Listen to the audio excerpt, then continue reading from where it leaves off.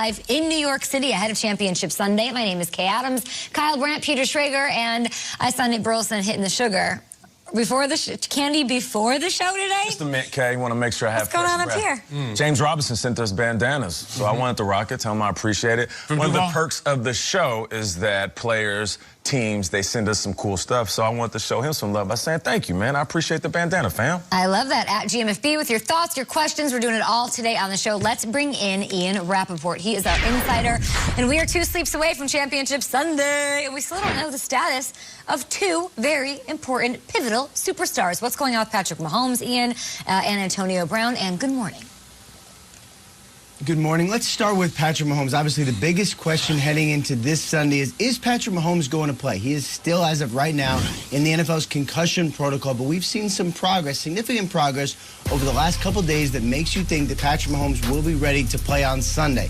The reason why he practiced on Wednesday, and then if he practiced on Thursday, you'd know that he didn't have any setbacks as he deals with the concussion protocol and tries to progress. Well, he did practice Thursday, took most of the snaps, really been light practice. Doesn't sound like anyone is doing much of anything, but the fact that he was out there represents positivity for the Kansas City Chiefs. The hope is that when they get out there to practice today, he does it on a full basis, practices the entire time, and then you'd think he'd be on track to play Sunday. Meanwhile, for Antonio Brown, different situation for the Tampa Bay Buccaneers. Remember, he's battling a knee injury that he suffered this past weekend, had an MRI, didn't seem to be serious, was labeled as day-to-day, but he has not yet practiced this week.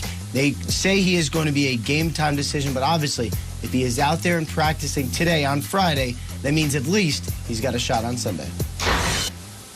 Appreciate the updates all around. Getting very excited over here in New York, as I'm sure everyone is across the country looking ahead to Championship Sunday. Ian, talk to you in a bit. We're kicking it off at Lambeau Field. Bucs coach Bruce Arians, well aware of the quarterback on the other sideline and how well he's performed all season long, especially how he can manipulate an opposing defense. Take a look. He kind of invented that stuff, and I mean, Aaron's outstanding at looking one way, throwing the other. His ability to make plays out of nothing, I think it's one of the best in the league because he can just flick that ball, be so accurate with it, that whether it's deep, short, and his movement in the pocket, I think he's one of the best there is. High praise from Coach Bruce Arians, but let's be honest, he is a quarterback of his own, playing at a pretty high level over the last 5. Take a look. Brady's been on fire.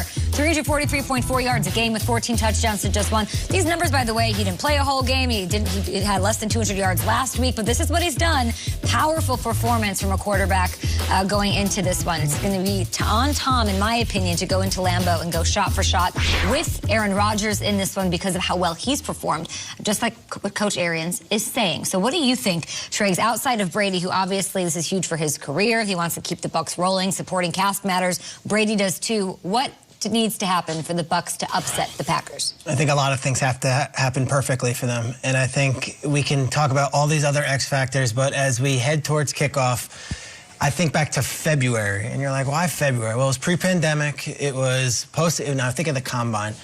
And what the Buccaneers front office had to do, they had to decide, are we really going all in on Tom Brady? And would he even take our call? And they probably envisioned things and said, all right, he's going to get the Chargers and the Colts and the Dolphins and other teams, and the Patriots might want him back. What can we sell him on? Well, we can sell him on young playmakers. We can sell him on great weather. We could sell him on a coach who is going to coddle and maybe even enhance what he has going on as opposed to maybe being a separate force than him. And we can sell him on, we can win a Super Bowl also. They need everything to go right on Sunday. Rodgers is that good. Lambeau is that intimidating. The Packers are playing that well. But to me, this is why in February they decided to go all in and scrap Jameis and scrap any Teddy Bridgewater talk and scrap any trade ideas, not go in the draft, and bring Tom Brady. I ask you guys this to start the show at 7:06 a.m. Do you think this game is close on Sunday? I mean, straight up, do you think this game is close? Fourth quarter. You do? Kay, do you think this game is close? I do. I actually don't. You don't? Okay, well, that's 2-1. Let's say it is close, and it's in the fourth quarter. Talk about it. Is there any other person on this earth that you would want to see under center for your team in a close football game? Wasn't it maybe the other guy on the other side? The other guy matters. Yeah. The other guy hasn't had moments like Brady. Yeah. On the road, fourth quarter, in Lambeau. So excited. Brady's going to have a moment. And Brady is going to have to make all of the work that he's put in to get to Tampa and all of that trust that they've put in him really just kind of manifest. And I think it's going to be one of those deals where Brady is going to be the one who says, guys, this is why I'm here. This is why we're here. Follow me. I'm the greatest of all time. I can get us to the finish. Do you think it'll be close? You nailed it. Oh, I think it'll be close. Yeah. You do? You nailed it. I mean, that's it. That's going to happen. We can already see it. I just would say more on the field, and when they were selling Brady, a big part of that selling point was like, Tommy, we got a defense. We're going to play defense. Yeah. We're going to do it. It's going to be like just in the good old days with Vrabel and Brewski and Seymour and everything. I think Tampa Bay to win this game. I think they need a hero. Bonnie Tyler style.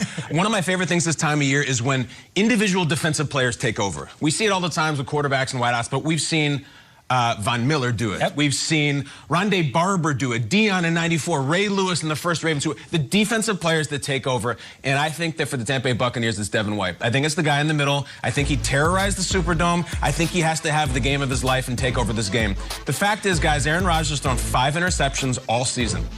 2 of them were on back-to-back series against the Tampa Bay Buccaneers, against this defense. Devin White did not get either one. Devin White is healthy. He is happy. And if you're worried a young middle linebacker going up against Aaron Rodgers on the road in Lambeau, is he tense? Is he nervous? Take a look at what Devin White's been doing this week as he prepares for the biggest game of his life. He's doing a damn with our souvenir that we sent him. On the field, doing the photo shoot, flexing the thing. They did a whole thing, Tampa Bay. That is the biggest flex I've ever seen. I mean that literally. That is where his head is at. The guy's posing with a scepter and a novelty T-shirt from our goofy show before he plans to take on Aaron Rodgers.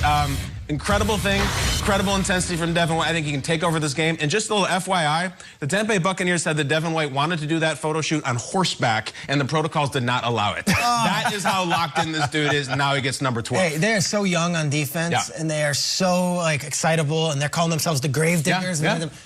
Is it almost like they don't even know, like they shouldn't, like they're not, obviously they're not phased. He's doing a photo shoot. Are they almost too young to be like, is bliss. Exactly. Is that how this feels? Yeah, maybe. I mean, he's never been in Lambeau in this stakes. Maybe let's just go play football, ride my horse, get my scepter. Let's do it. You don't know what you don't know, right? You're spot on, Straggs. Yeah, it's about Tom Brady, and then you're talking about that defense. You know, Bruce Arians said, we got a defense too. We're familiar with the playmakers on offense. It reminds me of a conversation I had literally yesterday. I ran into a neighbor of mine. He's a snowbird, so he spends most of his time in Tampa. And we start talking football. Of course, Nate, what do you think? Who are you picking? What's going on? And then we have this conversation about Tom Brady. And I said, it's the biggest call your own shot in sports history if they end up winning this game and then him winning a Super Bowl, him leaving and going to Tampa. Tampa, of all places. I'm doing the Nate Burleson dramatic thing in a conversation with the neighbor. And he said, Nate, wait a minute. Tom Brady ain't no fool. You know exactly where he's going. Good coach, good defense, playmakers, skill players, running backs. And as he's talking, I'm like, you know what, you're right. It's not like he chose the Jags. This dude went to a place where he know he can win. And what's going to help him out? We're familiar with the wideouts. We talk about them all season long. But it's the running backs. We're going to talk about him winning this game. In a close one, Straggs, he's going to have to lean on Leonard Fournette, Ronald Jones. He's going to be able to hand that ball off. And I feel like that was also another conversation Bruce had. He said, not only will we get you pass catchers, I mean, if you can convince Gronk to come out of retirement, we're looking at AB, but we're going to give you some running backs. And, Tom, I know you love having running backs. And he got some dogs back there. So if he's going to win a close one, occasionally, in that weather, he's going to have to turn around, hand the ball off, and his running backs are going to have to do this. Pick up those tough yards. I don't need a 50, 60-yard run downfield. I just need you to pick up the first down and keep the sticks moving and keep Aaron Rodgers on the sideline. I feel like Tom has everything he needs. This could be the most talented roster you ever played with. Let's see if that works in the game. I don't know who you're picking.